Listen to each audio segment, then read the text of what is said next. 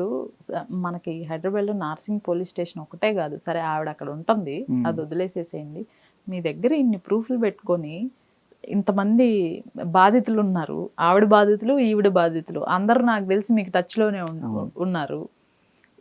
వీళ్ళతోనూ లేకపోతే మీరు ఇంకెక్కడా అసలు ఈవిడ పైన ఒక కంప్లైంట్ ఫైల్ చేయటము, లేకపోతే హైయర్ అథారిటీస్ కి కంప్లైంట్ చేయటము గుర్తు లేదమ్మా. నేను వెళ్ళి ఇచ్చిన తర్వాత తీసుకొని నార్సింగ్ కి వెళ్ళారు, మీరు తీసుకోలేదు. అవును, ఏం చేయమంటారు? నా టైము ఇవన్నీ కూడా నా ఆర్జయింగ్లు లేకపోతే ఇవన్నీ మానుకొని డబ్బులన్నీ మానుకొని సరే ఒక మంచి పని చేద్దామని చెప్పి వెళ్ళి చిన్న పిల్లలకి ఇట్లా డ్రగ్స్ అలవాటు చేస్తాం, సరే యాక్షన్ తీసుకోండి అంటే మీరే పట్టుకురండి అన్నారు. ఇవాళ పట్టుకొచ్చాను, చూపించండి దయచేసి ప్రీతికి డ్రగ్స్ ఇస్తున్న ఆ వీడియో. ఏం చేస్తారు సార్ ఇప్పుడు? ఆ అమ్మాయి రాలేదు, మీరే పట్టుకురండి అని ఎవరన్నారు? నన్ను ఎందుకంటారు? ఆ అమ్మాయికి ఇచ్చారు నోటీసు, నీకు ఆవిడ డ్రగ్స్ ఇస్తున్నట్టు సాక్ష్యం ఏంటి, ఆవిడ డ్రగ్స్ చేస్తున్నట్టు సాక్ష్యం ఏంటి. ఇప్పుడు మస్తాన్ సాయిని పట్టుకున్నప్పుడు డ్రగ్ టెస్ట్ చేస్తే పాజిటివ్ వచ్చింది. మస్తాన్ సాయి నేను ఆవిడ కలిసి పార్టీ చేసుకున్నాం, ఆవిడ కూడా టెస్ట్ చేయండి మీకు తెలుస్తుంది. టెస్ట్ నార్సింగ్లో లావణ్యకి అగ్నెస్ట్గా టెస్ట్ చేసేవాళ్ళు ఎవరు? మరి ఎలా అంటారు? దీనికి ఒక ఫుల్ స్టాప్ పడాలి అంటే ఏం చేయాలి?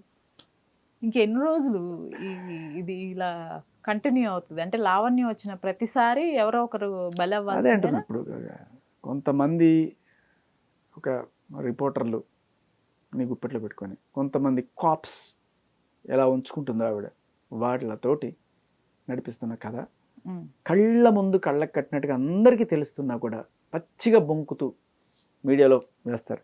ఒక్కసారి నేను అడిగేది ఏంటంటే, ఎవరైనా ఇట్లాంటి కథనాలు వేస్తున్నప్పుడు ఆవిడ సపోర్టింగ్గా, ఆవిడేదో మహామహిళలాగా, ఈ పడాలక్ష్మి చాలా అమాయకురాల్లాగా అన్నీ కనబడుతున్నాయి కదా కళ్ళ ముందు. ఆవిడ ఎంత దారుణంగా చంపించేస్తాను, ఎంత ప్లాన్ చేస్తుంది, ఇవన్నీ కూడా తెలిసింది. ఆవిడ అమాయకురాల, ఆవిడ ఒక ఎస్పీ అన్యాయం చేశాడు, ఇలాంటివన్నీ చెప్పి తప్పించుకోవడానికి వీళ్ళు హెల్ప్ చేస్తున్నారు. సమాజం కోసం పనిచేస్తామంటూ ఒక డ్రగ్ ఎడిట్ కోసం పనిచేస్తాం. రేవంత్ రెడ్డి గారేమో డ్రగ్స్కి అగెనెస్ట్ సమాజాన్ని నిర్మిస్తా అని చెప్పి ఆయనేమో చేస్తుంటే, వీళ్ళు ఒక డ్రగ్ పెడ్లర్ని భుజానికి వేసుకొని వస్తూ ఆవిడని ఎలా పాపం ఈ వరలక్ష్మి కేసు నుంచి తప్పించాలి, ఆవిడ రెడ్ హ్యాండెడ్గా దొరికిపోయిన సికింద్రాబాద్ రైల్వే స్టేషన్లో దొరికిపోయిన కేసు నుంచి ఎలా తప్పించాలి అని చెప్పి రకరకాల కుట్రలు, ఎవరిని కావాలంటే వాళ్ళని ఇరికించుకుంటారు. మనదే పోలీస్ స్టేషన్ అయినప్పుడు మనకేమైంది, ఎవరి మీద. మీ మీద ఫైల్ అయిన కేసులు ఏ స్టేషన్లో ఫైల్ అయినాయి? నా మీద ఒకటి సైబర్ క్రైమ్లో హర్షసాయి బాధితురాలు, నాతో పాటు అందరిని పెట్టిందిలేండి, 100 మందిని పెట్టింది, అదొకటి. తర్వాత లావణ్య నన్ను కొట్టించి ఆవిడే నేను ఆవిడని కొట్టానని చెప్పి పెట్టిన కేసు. నాకు అక్కడ కూడా ఏదైనా పైరువి నడిచిందని డౌట్గా ఉంది. ఎందుకంటే ఏమీ లేకుండా ఒక మనిషి కేసు ఎలా పెట్టేస్తుంది ఒక లేడీ? ఇప్పుడు నాకు అనుకోండి, నాకు ఎమ్మెల్సీ అయింది, నాకు ఇదే మీకు తెలిసే నేను ఇది ఈ రకంగా వాడుతున్నాను, ఇది చాలా రోజులు ఇది మెడకేసుకొని తిరిగాను నేను, నన్ను కొట్టించినప్పుడు. ఇప్పుడు ఇది హ్యాండ్ బ్యాగ్గా వాడుతున్నాను నేను బేసికల్లీ. సరే, అయితే నన్ను కొట్టించి ఆవిడ 10 నిమిషాల్లోనో లేకపోతే అరగంటలోనో నన్ను కొట్టేశాడంటే ఎఫ్ఐఆర్ జూబ్లీ పోలీస్ స్టేషన్లో, అది రెండోది. తర్వాత నడక మారిందే నా స్టైల్ అంటే కాప్స్ అంది కదా, నాకు అక్కడే డౌట్ వస్తుంది. అంత ఈజీగా ఏమీ లేకుండా ఒక ఎఫ్ఐఆర్ ఎలా చేశారు? పోలీసులు వచ్చారు, ఆ సీన్ ఆఫ్ అఫెన్స్ చూశారు, అంటే అడగరా మీరెందుకు అక్కడికి వెళ్ళారు? అర్ధరాత్రి 11 గంటలకి నేను అక్కడ ఉన్నానంటే ఒక అర్థం ఉంది. నేను ఒక ఇంటర్వ్యూ కోసం అక్కడ వెళ్ళాను, ఆ ఇంటర్వ్యూ లైవ్లో వస్తుంది ఆ ఛానల్లో. మీరు అక్కడికి ఎందుకు వెళ్ళారు? మీరు ఆయన ఎందుకు చేశారు? ఎందుకు పచ్చిబూతులు తిట్టారు? ఏం అడగక్కర్లేదు. ఆడపిల్ల అంటే కేసు పెట్టాడు, ఏ ఎవిడెన్స్ లక్కర్లేదు. అంత ఈజీగా పెట్టేయడం సాధ్యమా అనిపిస్తుంది. ఇప్పుడు ఇంకొక అద్భుతమైన విషయం చెప్పిన, ఈ పడాల లక్ష్మి నిన్న అదే జూబ్లీ పోలీస్ స్టేషన్కి వెళ్ళిందట, కొన్ని టీవీ ఛానల్స్ వాళ్ళ మీద వీళ్ళ మీద కంప్లైంట్ ఇవ్వడానికి. ఎందుకంటే ఆవిడ గురించి ఎగనెస్ట్గా రాస్తున్నారట. ఆవిడ అందరి గురించి, ఆ ఎస్పీ గురించి లేకపోతే నా గురించి, అందరి గురించి పిచ్చి పిచ్చిగా వాగచ్చు. ఎక్కడ వాడిని ఏ ఒక్క ఆధారం లేకుండా ఏమైనా వాగచ్చు. ఆవిడ గురించి ఎవరు రాయకూడదమ్మా. ఇస్తే ఈసారి స్టేషన్ మారుతుంది, జూబ్లీ పోలీస్ స్టేషన్. ఎందుకంటే లావణ్య అంత ఈజీగా కేసు పెట్టగలిగిందంటే లావణ్యకి అక్కడ ఉన్న కాంటాక్ట్స్ ఏమైనా వాడి ఈవిని మళ్ళీ అక్కడికి పంపించిందా జూబ్లీ పోలీస్ స్టేషన్కి? ఐ హోప్ అటువంటి ఈసారి అక్కడ ఏం జరగదు, మరొక పోలీస్ స్టేషన్ పైన వీళ్ళ కబ్జా జరగదని నేను ఆశిస్తున్నాను. సరే అదొకటి. ఉమ్. ఇంకా మూడోది ఈవిడ పంజగుట్టలో పెట్టించిన కేసు లావణ్య పెట్టించింది ఎవరితో అండి? ఈ లక్ష్మీ పడాలతోటి. ఆహా. లక్ష్మీ పడాల మీద నేను పెట్టాను కదా ఇప్పుడు సృష్టి వర్మ ఏ స్టేషన్ లో పెట్టింది? నార్సింగి. అది నార్సింగ్. అయ్యో నార్సింగిలో సృష్టి వర్మ లావణ్య పాపం పక్క పక్కనే కూర్చొని అందులో లావణ్య కుక్క పిల్లని పెట్టుకొని ఏంటి సార్ చెప్పండి అని చెప్పి అయ్యో మళ్ళీ కుక్క పిల్ల వెళ్ళిపోతే పోలీస్ స్టేషన్లో ఆవిడ ఇంట్లో ఆడుకున్నట్టు ఆడుకుంటూ అక్కడ ఆహా. పక్కన సృష్టి వర్మ. మరి ఇద్దరు అక్కడ కలిసారా లేకపోతే అది కూడా యాదృచ్ఛికమా? అక్కడ తర్వాత చాలా పెద్ద కథ ఉందిలేండి దానికని ఇదొకటి. ఉమ్. సో తర్వాత అక్కడ లాస్ట్ పంజగుట్టలో పెట్టిన. అంటే ఏంటి దీనికి సంబంధించి కూడా మీకు ఏమైనా ఫొటోస్ వీడియోస్ లీక్ చేశారా ఏంటి మీ ఫ్యాన్స్? ఎందుకు అవన్నీ ఇప్పుడు మనకి కానీ అది కాదని చెప్పమనండి. కాదని చెప్పండి. సృష్టి వర్మని కాదని చెప్పమనండి. సృష్టి వర్మ లావణ్య నువ్వు ఇద్దరు పక్క పక్కన కూర్చున్నారా? మీరిద్దరు ఒకటేసారి రావడం కోయిన్సిడెన్సా లేదా లావణ్యతో నువ్వు కుమ్మక్కయ్యావా? అడగండి సృష్టి వర్మ. సృష్టి వర్మ లావణ్యతో కుమ్మక్కయిందా అడగండి. సృష్టి వర్మ నువ్వు లావణ్యతో కుమ్మక్కయ్యి కేసు పెట్టావా? ఒక డ్రగ్ పెడ్లర్తో కుమ్మక్కయ్యావా? 45 రోజులు చెంచల్గూడలో ఉన్న డ్రగ్ పెడ్లర్తో కుమ్మక్కయ్య శేఖర్ భాష మీద కేసు పెట్టావా? చెప్పండి. సరే ఇది పక్కన పెడితే ఇక పంజగుట్ట ప్లేస్లో ఇటువంటి పప్పులన్నీ ఉడకాయి. ఎందుకంటే లాస్ట్ టైం పంజగుట్ట పోలీస్ స్టేషన్లో ఏకంగా స్టేషన్ మొత్తమే ట్రాన్స్ఫర్ చేసిన భయం గుర్తుందా మీకు? అవును. సో ఇలా కబ్జాలు చేస్తే అలాంటివి జరుగుతుంది. బట్ ఈసారి పంజగుట్ట పోలీస్ స్టేషన్లో కూడా ఎవరన్నా అమ్మాయి ఇట్లా అన్యాయం జరిగిందంటే కొంచెం ప్రిఫరెన్స్ తోటి ఇచ్చి చేస్తారు. పోయినసారి ఇట్లాగే ఈవిడ గురించి ఎస్ఆర్ నగర్లో తెలుసు. లాస్ట్ టైం కేసు ఎస్ఆర్ నగర్లో ఈవిడ రెడ్ హ్యాండెడ్గా 5 లక్షలు తీసుకుంటూ పట్టుబడిపోయి నేను పీక్కొని ఈడ్చుకొని తీసుకెళ్లారు కదా, అది ఎస్ఆర్ నగర్ కేసు. బట్ ఇప్పుడు ఎస్ఆర్ నగర్ కాకుండా పంజగుట్టకు వచ్చి పెట్టింది. కానీ విచిత్రం ఏంటంటే పంజగుట్టలో ఉన్న ఎస్ఐ ఆ టైంలో ఎస్ఆర్ నగర్లో ఉండే. ఆయనకి తెలుసు ఈ కథ అంతా. అయినా కూడా అన్నీ తెలిసి కూడా ఈవిడ ఇట్లాంటిది అన్నీ తెలిసి కూడా సరే కంప్లైంట్ ఇస్తే తీసుకోవాలి కాబట్టి ఆవిడకి ఒక ఇది ఉందనమాట. నేను అరిస్తే ఎవడైనా సరే పోలీస్ స్టేషన్లో భయపడి కంప్లైంట్ తీసేసుకుంటాడు. ఆ డైలాగ్ ఉంటుంది చూడండి దాంట్లో. ఏ సిఐ ఏ డిఎస్పి నేను సింగిల్గా వెళ్తా, లాయర్ కూడా అక్కర్లా, చిటికేసి చెప్తా ఉంటుంది అనమాట. నేనంటే గట్టిగా అరిస్తే ఎవరితో లాలిచ్చిపడ్డావురా ఎవడు రా ఇది అని చెప్పి ఉంటారు చూడండి కొంతమంది. ఆ టైప్లో అరుస్తుందట. ఎవడైనా సరే భయపడిపోయి కేసు పెట్టేస్తాడట. అదే జరిగింది అనుకుంటా అక్కడ ఏంటి నా మీద ఎస్పీ మీద ఇద్దరి మీద కూడా కలిపి కేసు పెట్టమని ఇది చేస్తే మరి నేనంటే సామాన్యుని కదా, పెట్టేశారు. ఆయన మీద ఎస్పీ గారి పైన పెట్టలేదు. ఓకే. సో పెట్టారు. కానీ పెట్టిన తర్వాత వాళ్ళు ఏమ్మా ఏదన్నా నువ్వు చెప్పావు 100 కథలు చెప్పావు కదా, దీనికి ఒక్కదానికైనా ఎవిడెన్స్ ఇవ్వు. లేదు, ఎవిడెన్స్ అంతా ఎగనెస్ట్గా ఇక్కడ ఉంది. అందుకంటే ఆవిడ పెట్టడానికన్నా 4 నెలల క్రితమే నేను మొత్తం కంప్లైంట్ ఇచ్చాను. సార్ ఒకసారి చూసుకోండి సార్ అని చెప్పి వాళ్ళే కొట్టేశారు. తర్వాత అంటే ఇప్పుడు ఈ కేసు ఎట్లా అయితే ఇప్పుడు రాజ్ కిరణ్ మీద ఎట్లా రాజ్ కిరణ్ మీద తప్పుడు రేప్ కేసు పెట్టిందని చెప్పి పోలీసులు తేల్చారో అలాగే ఇది కూడా తేలిపోయింది. సో బేసికలీ తప్పుడు కేసులు పెట్టడం అనేది వీడికి హాబీ. ఎందుకంటే మొగుడు మీద పెట్టింది ఎలా తప్పుడు కేసు చెప్తా, మొగుడు మీద 498A పెట్టి వాడు నాకు అబార్షన్ చేయించాడని చెప్తుంది. రెండో మొగుడు మీద ఇచ్చిన కంప్లైంట్లో మొదటి మొగుడు నపుంసకుడు అని చెప్తుంది. మొదటి మొగుడు నపుంసకుడు అయితే నీకు అబార్షన్ ఎట్లా చేయించాడు? ఎంత దారుణం కదా. అదొక తప్పుడు కేసు. ఇక ఈయన మీద పెట్టిన కేసు అయితే అసలు ఇతను నన్ను ఊటీ తీసుకెళ్ళాడు, కొడైకెనాల్ తీసుకెళ్ళాడు, అక్కడ తీసుకెళ్ళాడు, ఇక్కడ తీసుకెళ్ళి అత్యాచారం చేస్తున్నాడు అంటే. కానీ నాకు ఒక డౌట్ వస్తుందండి, ఇంత స్క్రాప్ బ్యాచ్లో మీరు ఎలా ఇన్వాల్వ్ అయ్యారు అసలు? ఆవిడ ప్రేమించింది, మనం ప్రేమించాల్సి వచ్చింది అన్నట్టుగా. ఇది చూడండి, ఇది చూడండి, ఆయన రేపు చేశాడా లేకపోతే ఆవిడ చక్కగా ఫోటోలు తీసుకుంటూ, అతనే సుశాంత్. ఓహో. ఈవిడ మళ్ళీ అంటది, ఈవిడే ఆ కంప్లైంట్లో నా మీద పంజగుట్టలో పెట్టిన కంప్లైంట్లో ఈవిడ అంటది నేను తాగుపోతున్నట్ట, రోజు తాగేసి వచ్చి అక్కడ ఆఫీస్లో బాటిల్స్ అన్ని పగలగొట్టి ఇచ్చేస్తానంట. పాపం ఆవిడకి నా తాగుడు వల్ల చాలా ఇబ్బంది అయింది ఈవిడికి. సో ఈవిడ చేసే పనులన్నీ అవతల వాళ్ళకి ఆపాదించడం అనేది అద్భుతమైన విషయం అన్నమాట. సో అది కథ. అంటే ఇంత ఫైట్ చేస్తున్నారు, చేసిన దానికి ఒక అర్థం ఉండాలి. ఒక పక్కన ప్రొఫెషనల్ లైఫ్, ఇది స్టేషన్స్ చుట్టూ తిరగటం, లాట్ ఆఫ్ హెడేక్ జనరల్గా. దీనికి ఏదైనా ఒక సొల్యూషన్ వచ్చినప్పుడే ఈ చేసిన మీరు అనుకుంటున్నారు అర్థం ఉంటుంది. నేను నేర్చుకుంటున్నాను. మీరు ఇది స్ట్రెస్ అనుకున్నారు, Enjoy నేను చేస్తున్నారా? సిస్టమ్ని అర్థం చేసుకుంటున్నాను. జరిగేవన్నీ నిజం. అంటే వ్యవస్థలు ఎట్లా పనిచేస్తాయి, దాంట్లో ఏంటి, మనం ఏదైనా మార్పులు చేసుకోవాలా లేకపోతే, బట్ నిజంగా చెప్తున్నాను కదమ్మా, ఇవాళ పంచుగుట్ట పిఎస్లో వాళ్ళు ఇస్తే తీసుకున్నారంటే తీసుకున్నారు, కానీ నిజాలు నిర్ధారించి వాళ్ళు తేల్చేశారు కేసు. ఇప్పుడు అదే మీరు గమనించండి, ప్రీతి ఇచ్చిన కేసు కనీసం తీసుకోవాలి నర్సింగ్, అండ్ అలాగే స్వాతి ఇచ్చిన కేసు అసలు ఏమీ లేదు అని చెప్పి అక్కడే కొట్టేసి, అంటే ఆ అమ్మాయి బ్లాక్మెయిల్కి గురి కాబట్టి అంతా చేసిన తర్వాత, బికాస్ ఆవిడ మళ్ళీ వెళ్ళి సైబర్ క్రైమ్లో కేసు పెట్టుకోవాల్సిన పరిస్థితి అది. అంటే ఈ వీడియో మొత్తము కంప్లీట్గా చూస్తే మీకు విత్ ప్రూఫ్స్తో, అంటే వీడియోస్, ఆడియోస్, ఫస్ట్ నుంచి ప్రూఫ్స్ తీసుకొచ్చే మాట్లాడుతున్నారు తను. ఇప్పుడు కూడా ఈ మాట్లాడుతున్న టైంలో నేను పక్కన డిస్ప్లే చేస్తాను ఆ వీడియోస్కి సంబంధించిన కానివ్వండి, ఆడియోస్కి సంబంధించి.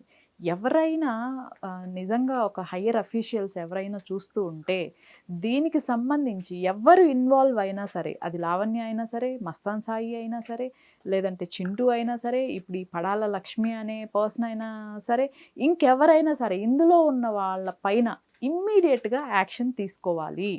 అది ఎవరైనా, మీరు హయ్యర్ అఫీషియల్స్ చూస్తున్నా, లేకపోతే యాజ్ ఏ పొలిటీషియన్స్ చూస్తున్నా, ఇప్పుడు కాదు ఎప్పటి నుంచో జరుగుతోంది మీడియాలో రచ్చ. బట్ దీనికి మాత్రం ఒక ఫుల్ స్టాప్ అనేది, కరెక్ట్ యాక్షన్స్ తీసుకొని who is right, who is wrong అనేది చెప్తే తప్పితే ఇది ఆగేలా లేదు.